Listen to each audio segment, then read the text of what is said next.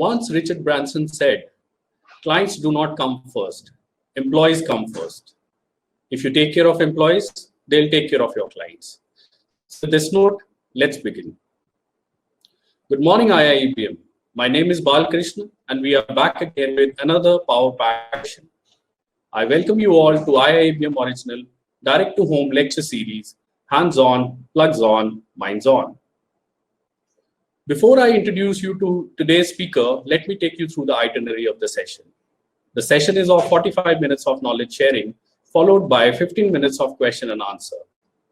So do post your interesting, igniting, and awakening questions. It fills me with joy and honor to introduce you to my very dear friend, my soul sister, Guru Mata, and a thorough professional from the industry, Mrs. Neha Nagpal. Mrs. Neha Nagpal is an HR manager at Gabriel. Neha ma'am is an expert in talent management, organization development, HR analytics, competency mapping, and learning and development, etc. With 9+ years of experience, Neha ma'am is currently leading HR development function with portfolio of talent management across Gabriel. Prior to Gabriel, she was working with Eaton and was handling HR business partner role for vehicle business. Academically, Neha ma'am is an MBA in HR. Public speaking and networking are her interests. She has a life skill of building strong relationships and everlasting bonds. She is one of the most compassionate human beings around us. Something personal I would like to share about ma'am. During the lockdown, when we all were confined at our respective places, she never missed a chance to ask about well-being of each one of us. So, ladies and gentlemen, please welcome the lady of dynamism and evergreen, Mrs. Neha Nagpal.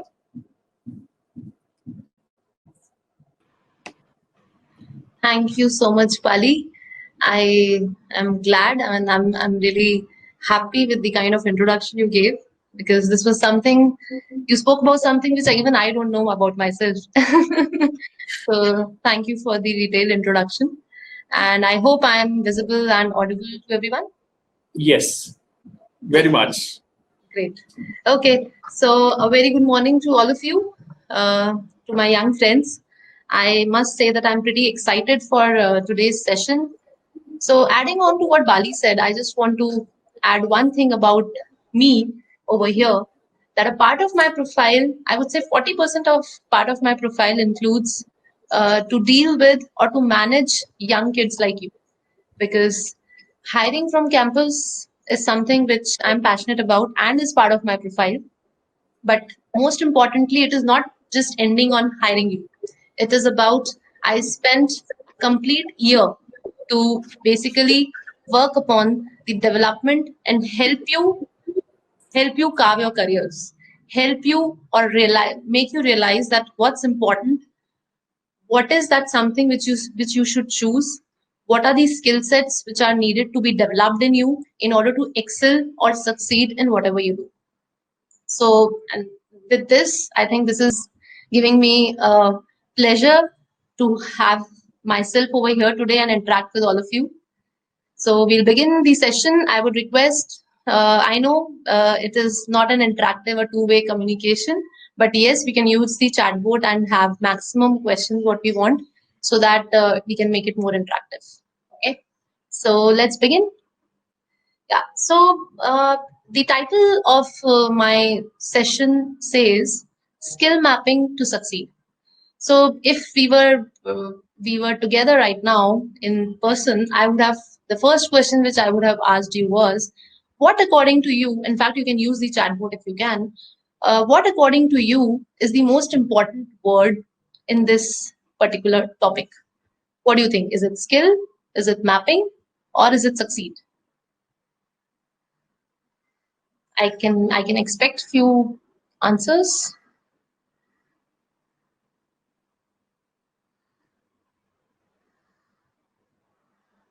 Bali, let me know if there are any.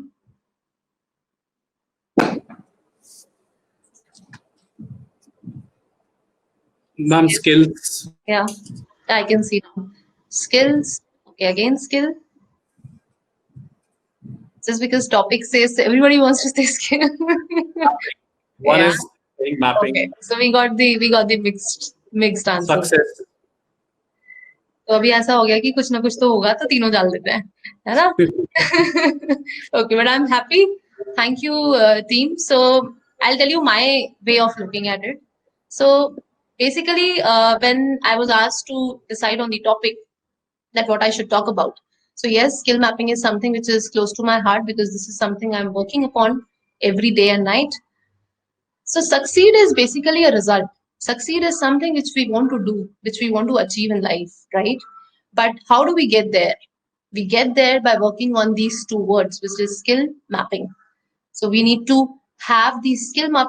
So for me, skill mapping is more important than succeed because if we don't work upon it, how will we reach to the result? So result is the end, and that's the common phenomena that we always look for result, but we forget the efforts or process which is important to reach to that result. So people who have written skill mapping and succeed also, everybody is right. There's nothing wrong and right. But yeah, this is the way of looking at it, that all three plays a very important role. But skill mapping plays more important role because it helps us to reach to the success. So I'll move on to the next slide with this. Now, before beginning the session, I wanted all of you to think, because the two words skill and mapping. So mapping is a journey. Mapping is something which is not, I mean, it is not available today. We have to map it. So that is why I would like to start with the quote by Marcus Aurelius, who says, "Dream big dreams. Only big dreams have the power to move men's souls."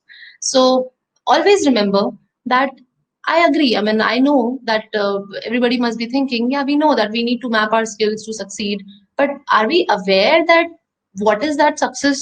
What is that something where I want to be? What is my ultimate dream? So I know, being students, you must have gone through this question many a times while you were getting interviewed in colleges, and going forward in industry also you'll be facing this question, that where do you want to be 5 years down the line? Where do you want to be 3 years down the line? Let me be very honest, being an HR professional, I never ask this question.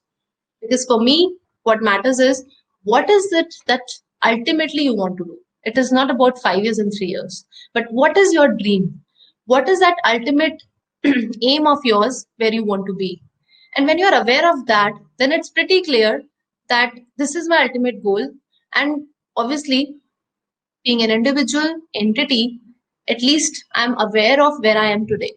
So once I know where I want to be and once I know where I am, it's easy to map, it's easy to bridge that gap and reach there, right? So that is why, first and foremost, it is very important to dream and understand what is my final objective, what is it that's something I want to do in life. So going by the definition, skill mapping is the process of getting where you are to where you want to be. That's what I said. So where you want to be is very important in order to bridge that gap from where you are.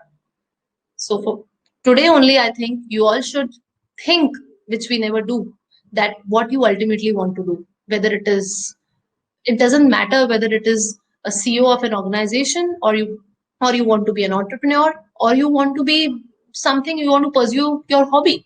It's okay. But whatever you want to do, you should be clear with that.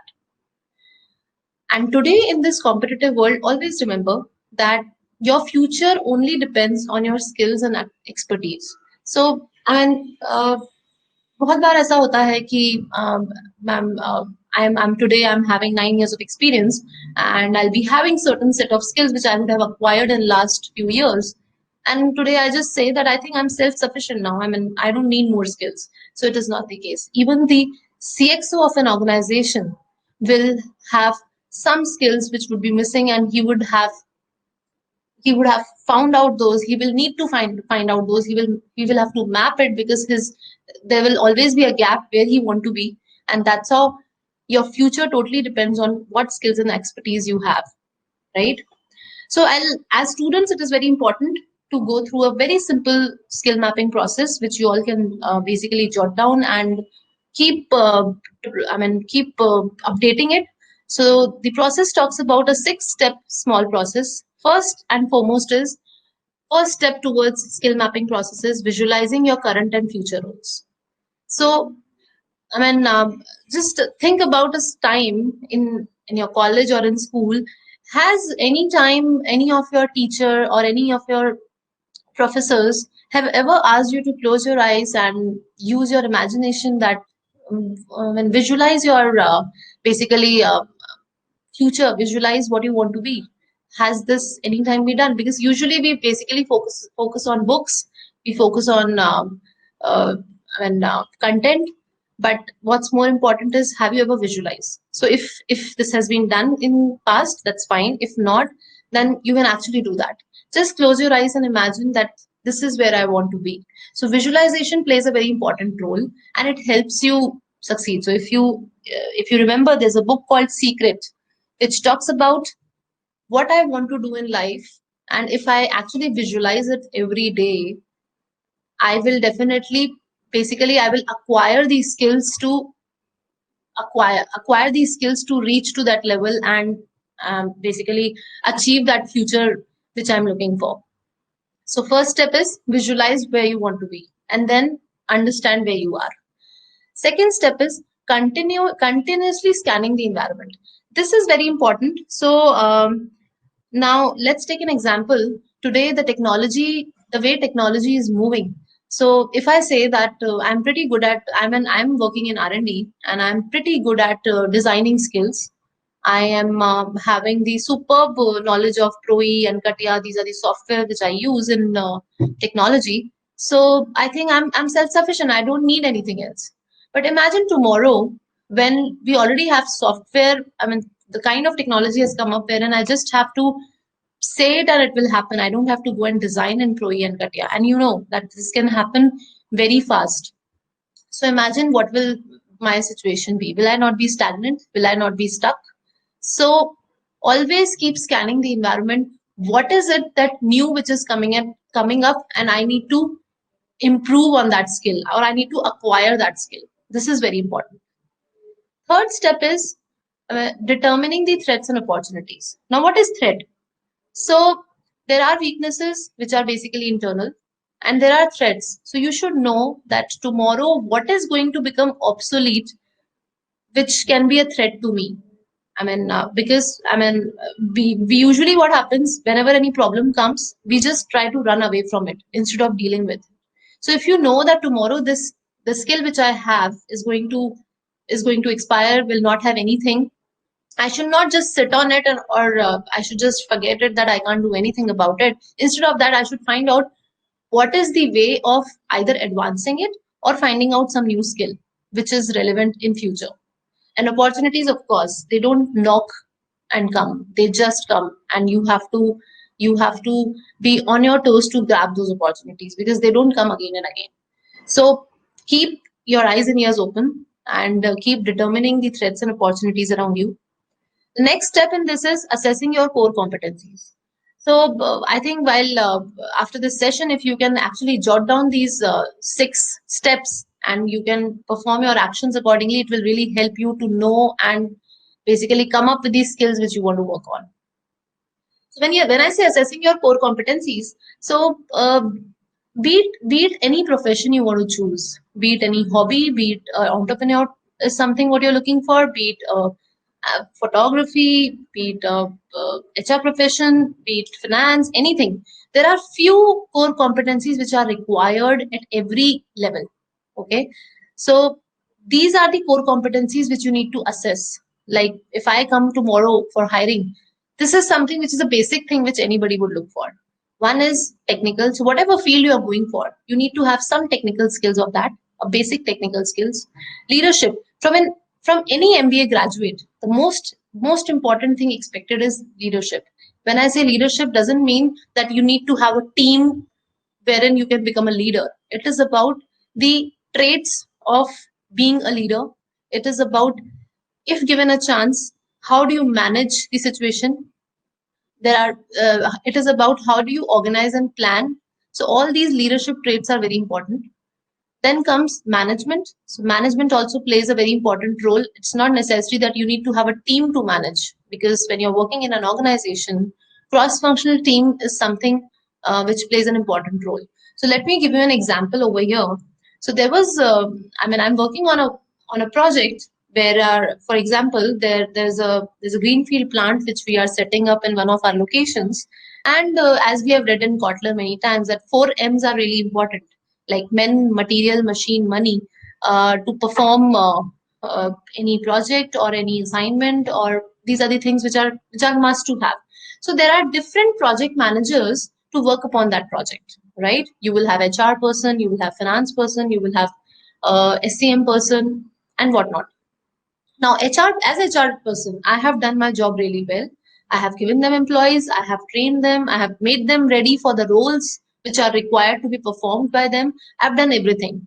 But the supply chain guy is not able to give the material. The supply chain guy is not able to load the truck or whatever. So the project is unsuccessful because one of them couldn't do. So this is called management. I cannot just say and sit that I have done my part. It has to be a cross-functional team management. If the other function is not able to do, ultimately success is not getting achieved. So this competency is also very important even at the start of your career, because you'll be working in a team. So we all have to come together and work.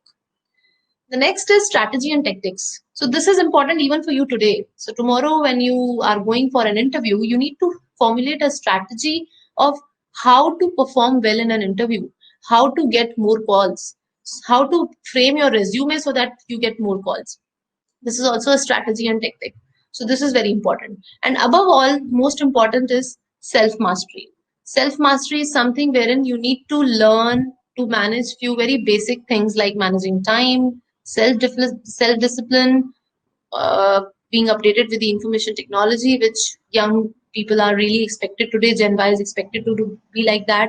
So these are 5 core competencies which I think you need to assess on regular basis, and it is must to have to perform any task.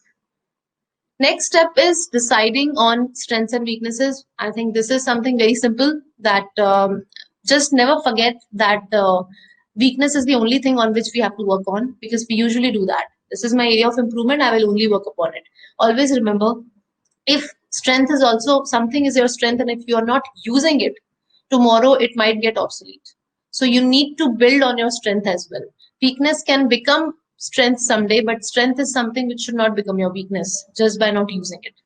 So that is something which you need to plot it so that you know where you want to work on, because you have the ultimate goal in mind. And obviously when you're doing all this, there'll be many actions which will come up, and that's how you have to take actions to chart your career path based on the skills required to reach your level. Okay. So moving on, I'll just quickly give you a small skill mapping iceberg model fundamental approach. So the screen which you see talks about the iceberg model. So as you know, iceberg model has invisible and visible part, right? So this invisible part which talks about self-image, values, traits, motives. So let me be very honest, but these are some things which cannot be taught. This is something which comes from within, which you all must be, experiencing the kind of the kind of environment you have come from, the attitude you would have gone through in the past so many years. This is something which I cannot see in the first go. This is invisible, but this is most important because this is the foundation. Okay. But the tip of the iceberg talks about skill and knowledge. Why it is visible? Because this is something which can be acquired and learned. And that's why we are talking about skill and knowledge today. We are not talking about the part which is invisible. So if you read the statement, it is very clear that if you don't have skills and if you don't have knowledge, it can be acquired and it can be gained. But the most important is that we need to have attitude, because if we have the right attitude, then only it will make sense, or my skills and knowledge will have any impact on you, because you need to have that learning, that positive attitude to gain that skill and knowledge. So I would say that below part of the iceberg you all need to work upon. The above part of the iceberg is something which we can help you work with. The college can help you, the industry people like this can help you, these sessions can help you, and even when you go to the company, they can help you. But the below part is something which you have to help yourself.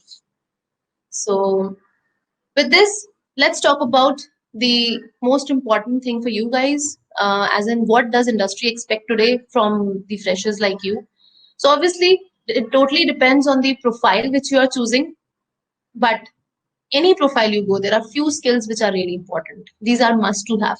So if tomorrow I am hiring, I'm coming for hiring, these are the must have which anybody will look for.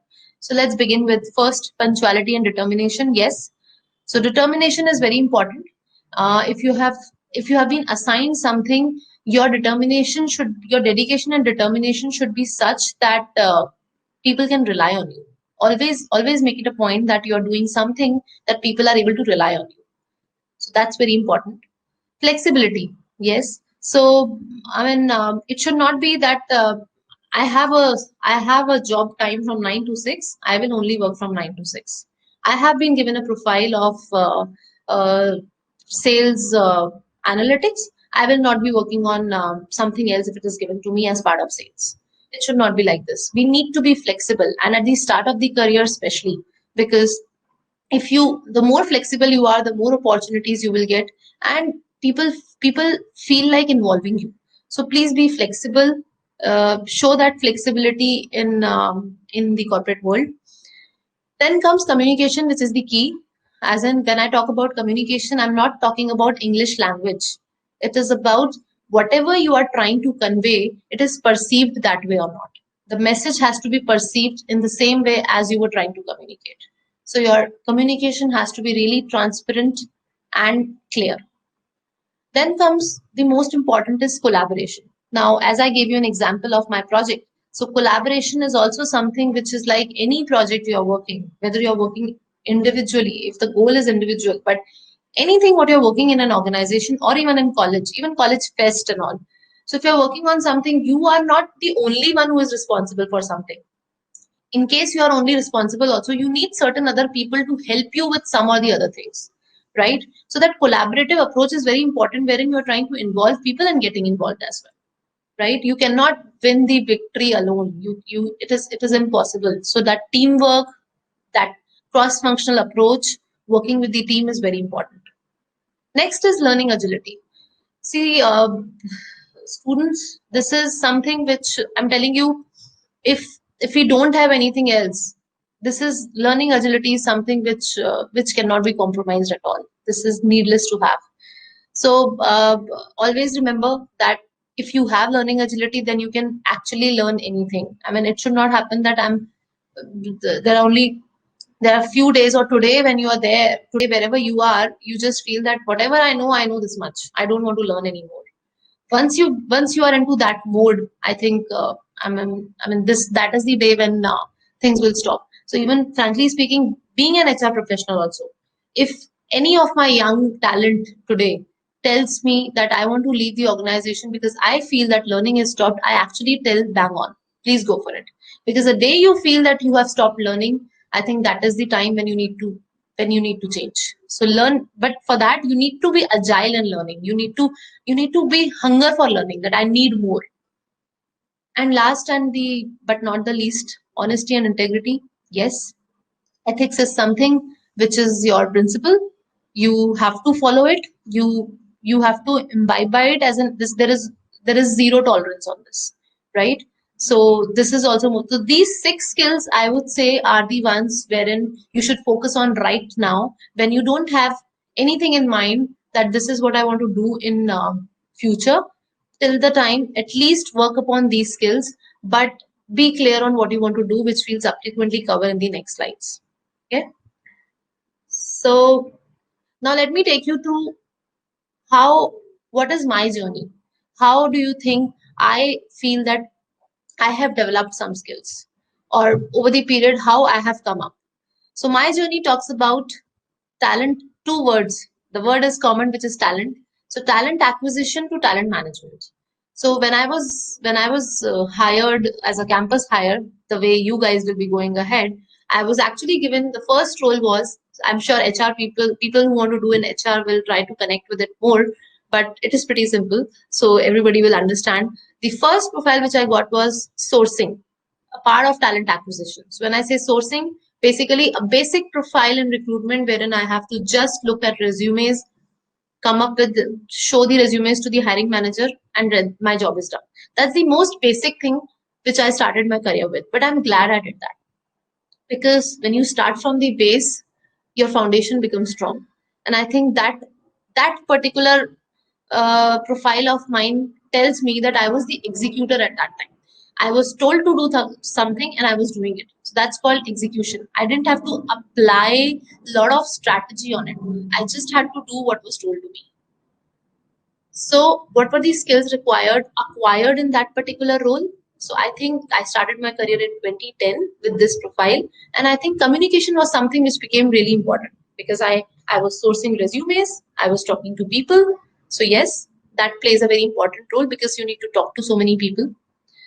Then comes also one of the most important thing which I acquired at that time was creative thinking, because you cannot just go on naukri.com and write and you will get the profiles. It is not like that. You need to think of ways and means to get people, to get the right person for the right job.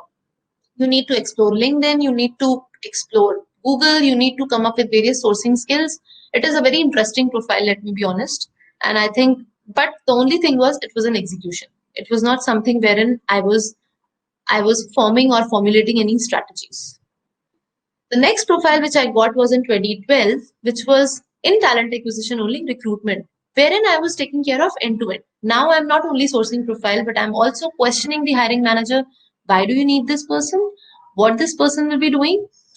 What is the career path for this person? So that I'm able to find the right person for that. There, my networking skill, obviously the skills which I acquired in 2010 in the previous role, that will carry on, that has to carry on till today as well, and infinity. There's no limit for that. But along with that, what else I acquired networking skills, because when I know that I need to find somebody who is right fit for the role, only portals might not work. I also need to go and meet people, to get various sources, to get various information, to get references. And also my interviewing skills got important, because when I'm recruiting, obviously I'm doing the first level of interview.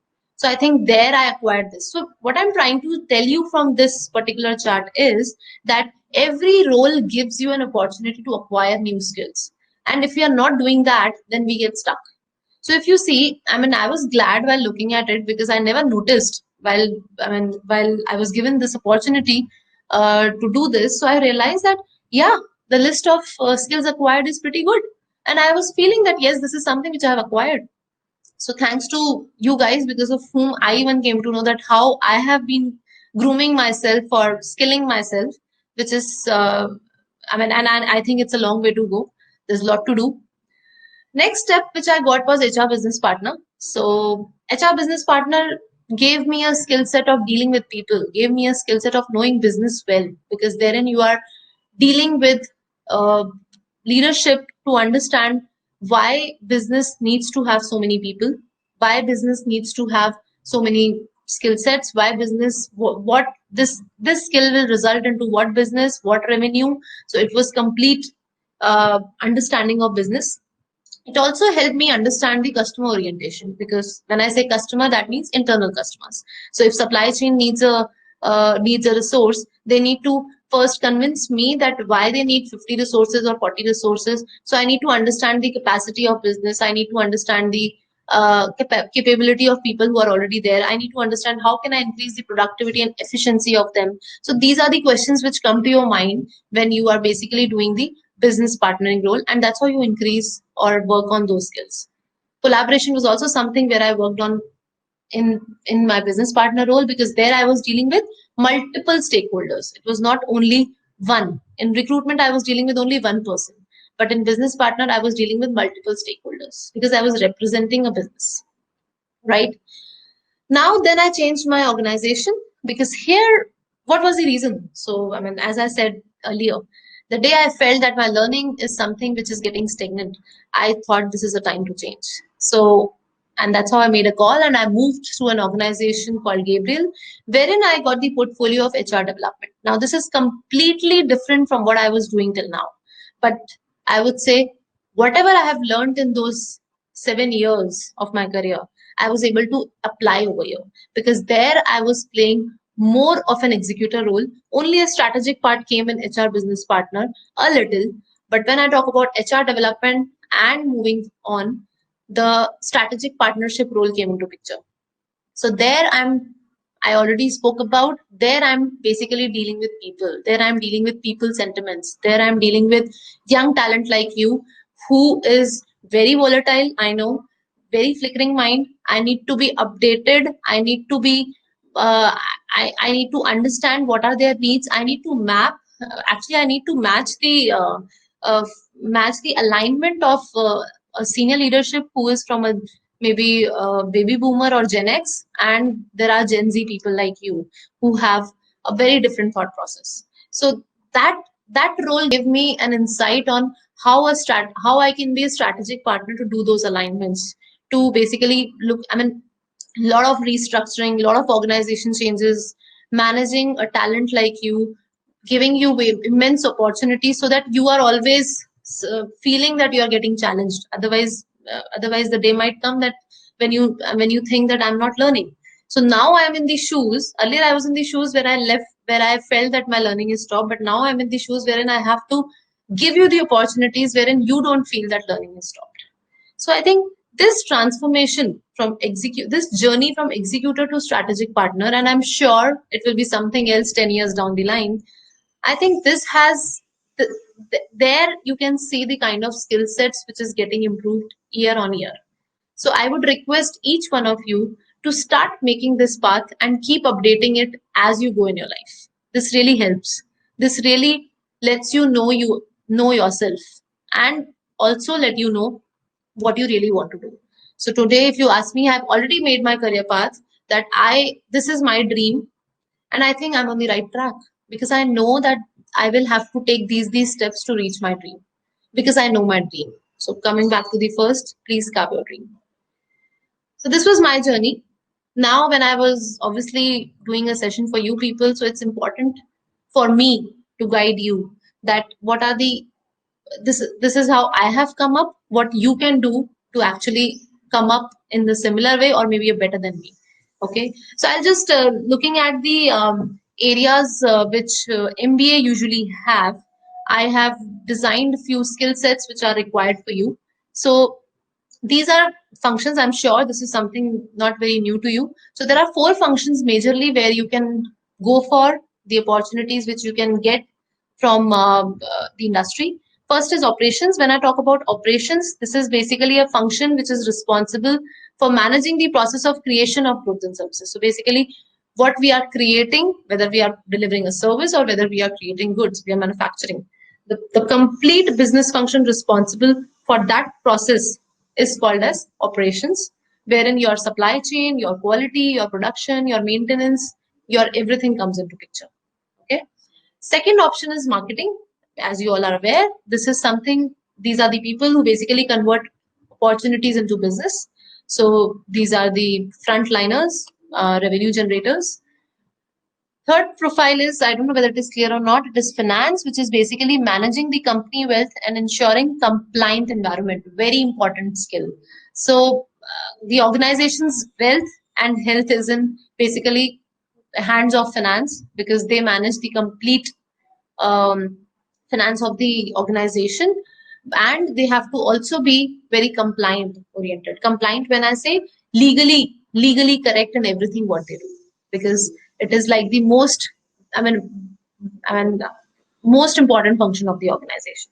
And last but not the least is HR, so which I'm really proud of. So basically, it helps an organization deliver its corporate strategy and objectives.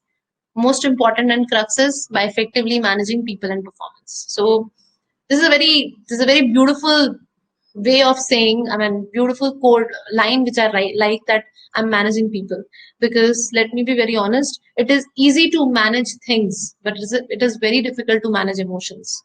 And when we are able to manage emotions or deal with emotions or understand emotions, I think you have win the race, whether it is in professional or personal. So that is something which I take care of. Moving on, let's look at the first set of skills which are required if you go for operations profile. So as I said, in operations, these are the four major functions which are covered. Now, what if somebody of you, someone from you is going to opt for operations, what are those things which you can start thinking of today that I think I mean, let me be honest, you can go to YouTube, you can search various videos on these particular skills, and you can actually start working upon it. Or when you're in the college, you can ask your professors to get you over here to work upon this, because this is something which will help you in your interview when you're sitting for the specific operations profile and the industry is coming. So first and foremost thing you require is negotiation. So what kind of negotiation happens in operation? So supply chain, for example, supply chain does all the negotiations with suppliers, right? To get the material at the minimal cost possible. So this is the most important skill. Also, all the other functions like quality, maintenance, supply chain, production, they negotiate with each other, because one function job is leading to another function. So production cannot manufacture till the time material is coming. So they negotiate with each other as well that material कब तक आ जाएगा, आज तक नहीं आएगा तो कल deliver कैसे होगा. So all these things. So that is why negotiation plays a very important role.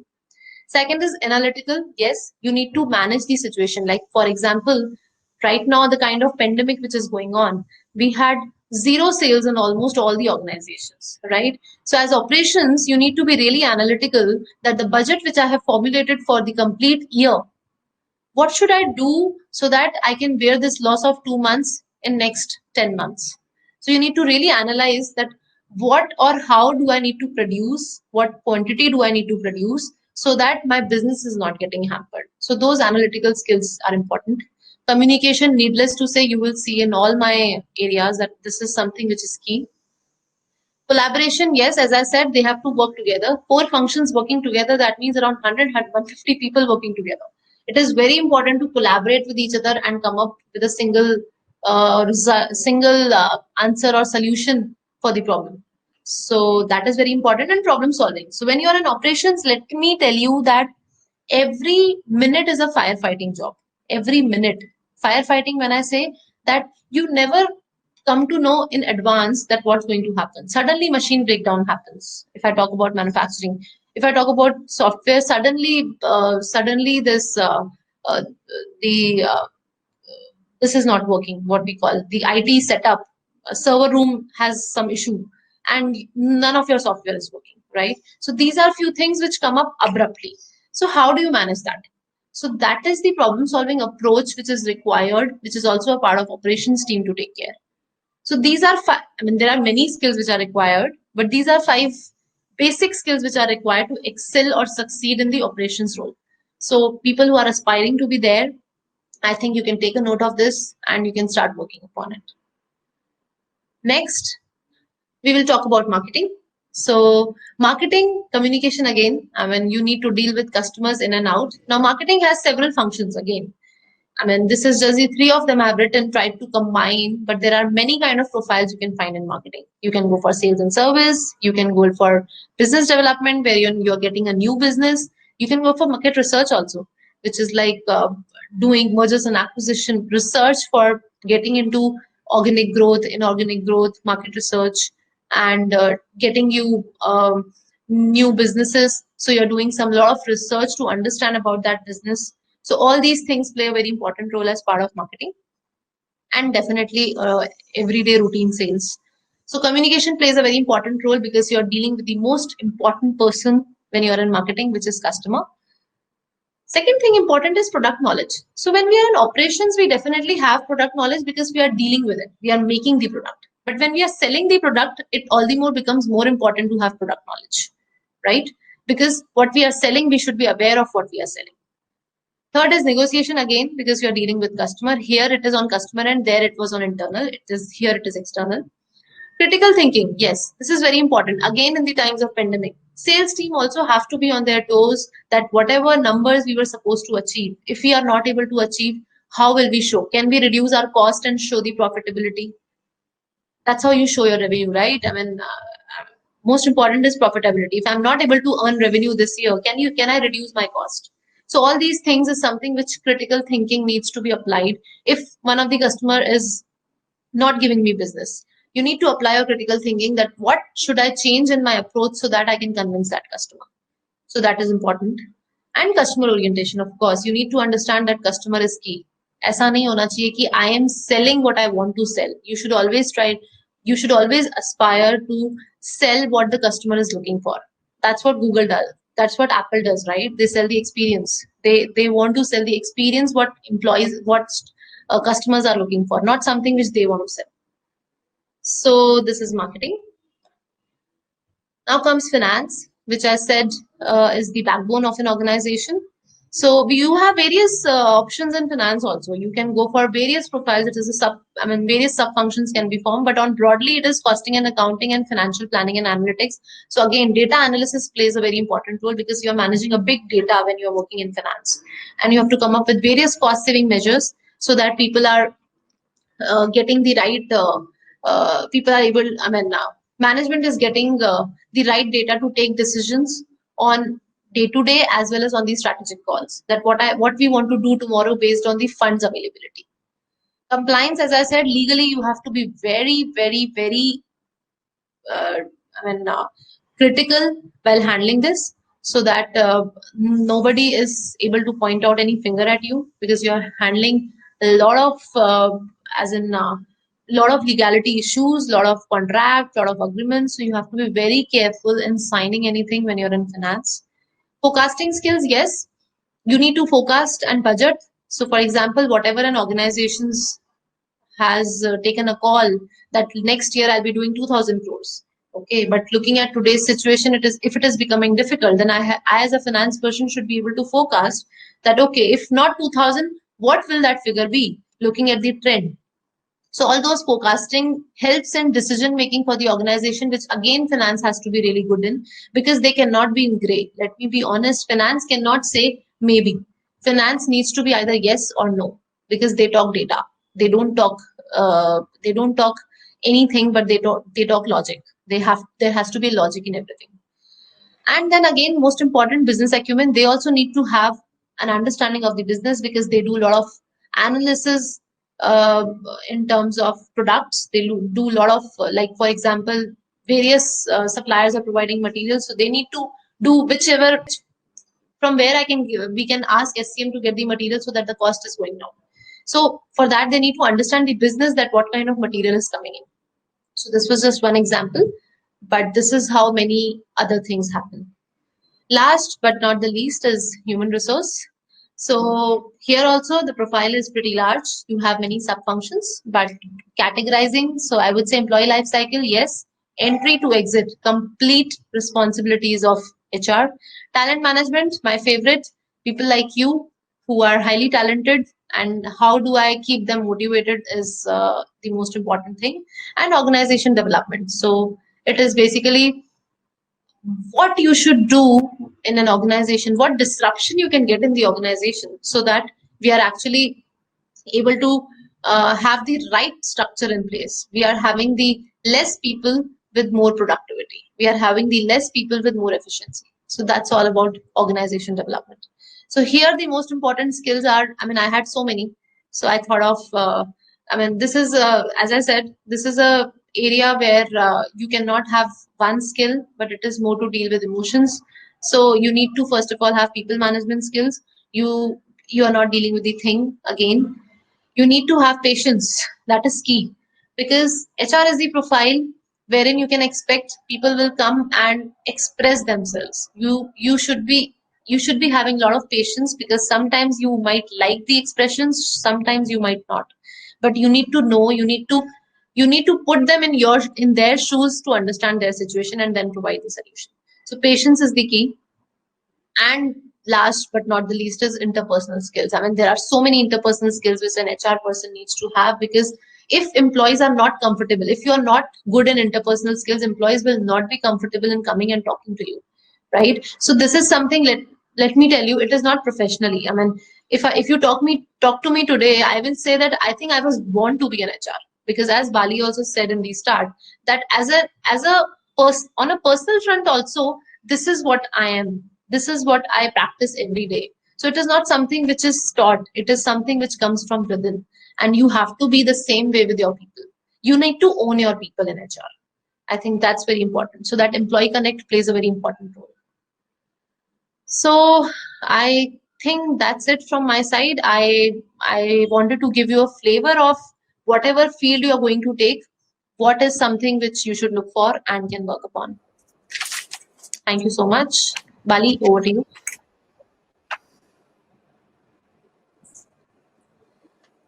Thank you, ma'am. I have a couple of questions for you. Definitely, please go ahead. So, first one is related to the recruitment process, and it is also a critical one. A very common question. Probably you must have got this from others also. So, while hiring someone, the name of the institute on the degree, does that matter? If you ask me, no. So in my complete presentation also, I never spoke about from where have you done your education, what have you done in your education, nothing like that. So in today, see, there were times when actually institutes and degree used to be playing a very important role. But today, what is more important is your attitude. What is more important is, do you have the 6 boxes which I was talking about, the learning agility? If I as a recruiter am able to see that the person has passion and learning agility, I would actually choose a normal college over IIM, because I am not looking for somebody who is coming with a high degree but doesn't have attitude to go for it. So that attitude matters a lot, because if you have attitude, I can build rest of the things. So that I can take care. But if you don't have attitude, I actually cannot do anything. So this is a myth. So next question is, while working in an environment where there is a male dominance, so mostly you are working in an industry where most of the people are, so there is a male dominance. Right. So any advices, any tips for the forthcoming female managers? The only and single advice is never think that you're a female. And that's your weakness. Most important thing. So I think if I am excelling today or wherever I am today, I think I'm proud to be a female HR manager, because as I said, especially if it is an HR, then females are better in dealing with emotions. And if I'm able to succeed today or wherever I am because of my gender, I would say, right? So never ever feel in any of the field. I mean, today you look at Indra Nooyi. I mean, there are so many big examples wherein females are leading. And let me tell you, the study also says that females are better leaders. So nowadays, diversity is playing such an important role that every organization aspire that one member from CXO team should be female, because there's a balance, and that also helps male employees to understand, and it helps them to take their decisions accordingly. Otherwise, it goes one way. They don't understand the sentiments of the other gender. So I think nowadays things are changing. Earlier it was different, but today the only punchline is that never think that you are less because you're female. You are no less than any male. Great. Next question is, sense of ownership or sense of belonging towards the organization is an important thing. But nowadays, people mostly, take their job as an executive. They just feel like, we have to just complete our roles, whatever is given, we just have to complete that. What is your perspective, and how do you inculcate that sense of belonging in your employees? See, if I'm able to generate that passion in somebody by making them realize that whatever they are doing, if they're loving, basically they should be able to love their profile. It's very important. So if I take your example, whatever you are doing today, if you are not loving your passion of photography, I think you will not be able to succeed. So in an organization also, the belongingness comes if the person is able to love their profile. Now, let me give you an example. There are many people whom we put in some particular role, but actually they are not able to give the output which they are expected. First thing. Second thing, which we know that they have the caliber to do that also, but they are not able to because somewhere he or she is not liking the profile. So there my role comes in to create that belongingness. I need to step up. I need to step him up and give him some other role which he really likes. So gone are the days wherein I'm hiring somebody just for what I am looking for. It should be I'm hiring somebody and putting them in the right role where they are looking for, or ultimately if they're loving the profile, I think belongingness will be there. That is very important, but that's where our role comes into picture. So I don't know if I answered your question, but Yes. the only thing is you need to love your profile or make Absolutely. them love it. Absolutely. So, next question is, people most of the times, we learn best practices of management where there is mismanagement. That is one of the statement which people make, that where there is a mismanagement, you learn the best practices of management. Right. What do you suggest as a fresher? One should join a brand or a startup where all the functions, all the job roles are not defined. What is your perspective on this? Okay, so I have two perspectives. Answering to your question directly, that one should join startup or a full-fledged organization. So yes, if you're joining a startup, definitely you get more exposure because your hands are getting dirty. And always remember, at the start of your career, if your hands are dirty, your base and foundation will become strong. And after that, if you're going to an MNC or a big organization, I think your chances of success are really high or better because you already have an understanding of complete roles, right? So that is one thing. Second thing, it is also important to understand that uh, it is also important to understand that if whatever you are choosing, as in you are choosing a startup or even a big organization, you should not be very, I said the word flexible is important. You should not be very choosy at the start of your career because uh, the Anand talent, I mean, I'm working with an Anand group, so using the word Anand talent, which I hire from colleges like IIBM only, right? So I basically give them 1 year to dirty their hands, although it's a settled organization. But we give them an opportunity so that they can work in every department. They should actually be like shop floor employees. They work on machine also. They come in shift also.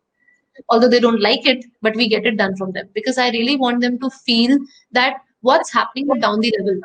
Tomorrow, let me be honest, an MD of an organization who has come from this path will be able to take decisions better than if somebody who has come directly as MD. So it really helps to know that dirtiness of the organization, and that can only come either you're working in a startup or if you're coming in the big organization also, come with an open mind and ready to take up anything and everything. Great. So, next question is, an approachable HR or an effective HR? Both are important. I cannot say one. So this is a very debatable question. Approachable is important because if I'm not approachable, people will not be coming up and being open to me. And if they are not open, I'll not be able to understand what they actually want. Effective because when they have approached for something. And if I'm not able to fulfill that, I'm not effective. So it has to be both. One more question. In the current situation of pandemic, your company must have changed some of the functions. There are some practices which you people are following. What adaptation you have made in your function?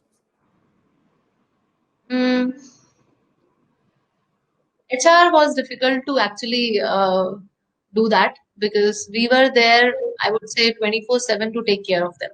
So that was something, a big adaptation. I mean, I have never experienced what I have experienced in the last 3 months, that I have received calls at 12 o'clock also in the night. So one thing which we made sure as an HR profession was we became more careful about the health and well-being of our employees. So we have initiated one good practice that we have generated one link wherein every day all the 3,500 people of my organization have to go and upload their health status, as in they have to tell us if they are not well. And I as an HR keep an eye on that if I get somebody who has just written that I have fever, I have to arrange whatever I can at that moment. So we were on our toes, I would say. That's the only adaptation we have done. Great. Last question. Work from home was also one of the things which you were also doing, and there are, there is no end to that work from home thing. Yeah. So it's like, as you rightly said, 24/7. The efficiency of people is also something which was on check. What is your perspective on that? Okay, so with this, I think this was a mindset change, frankly speaking. Especially in a manufacturing organization, it was difficult for leadership to believe that this can even be possible. But today, when we are standing 3 months down the line, I feel it has worked well. We also feel that although being in manufacturing, the support functions like finance, HR, marketing, who can actually not HR because we are for people, otherwise finance, marketing, SCM, who are more to do with dealing with people, talking to them, who doesn't have to be online while production. I think their efficiency was better at home, in fact, because they were just available full time. But yes, there was a lot of there's a lot of things which is a complaint or a dissatisfaction which is coming from employees on the balancing work life when you are at home.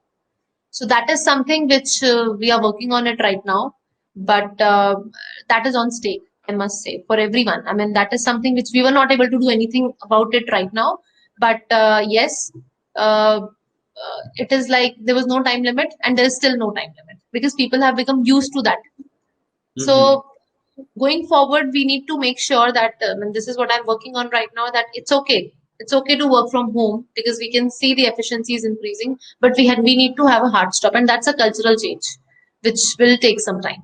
It is not an overnight journey, but that's something very important. Great, ma'am. Any concluding remark from your side for the young managers? I will just say, dear friends, I think you are in the safe hands. You are in the right hands, and I've been known to IIBM like quite some time now, so I can see, and I have interacted with HR colleagues also last time. So I will just say one thing, that keep your passion high. Passion is something which nobody can steal from you. That's completely yours. Rest, I think Institute will take care. So just trust them and keep your passion high. Keep learning. Never stop learning. Like, I mean, now, yeah, I want to make this point that although a pandemic was going on, many things were going on, but I salute IIBM that they have kept a momentum of giving you learning through various platforms. I can see that every Saturday, Sunday, this is happening. So this is a big thing. I think you guys are lucky enough that you're getting that opportunity. Please make most of it. This gives us an input that learning never stops. Learning doesn't stop. Absolutely. Absolutely, ma'am. So thank you so much, ma'am, for sparing time for this session. Your extended support in training, development, and in recruitment of our students is valuable to us. On behalf of IIBM family, I would like to thank you and wish you more and more power in your future endeavors. We would love to host you at campus. We would love to host you at campus once the session commences in the campus. And with the hope of meeting you again, long live IIBM and Jai Hind. Thank you so much. Jai Hind. Thank you. Thank you, ma'am. Bye-bye.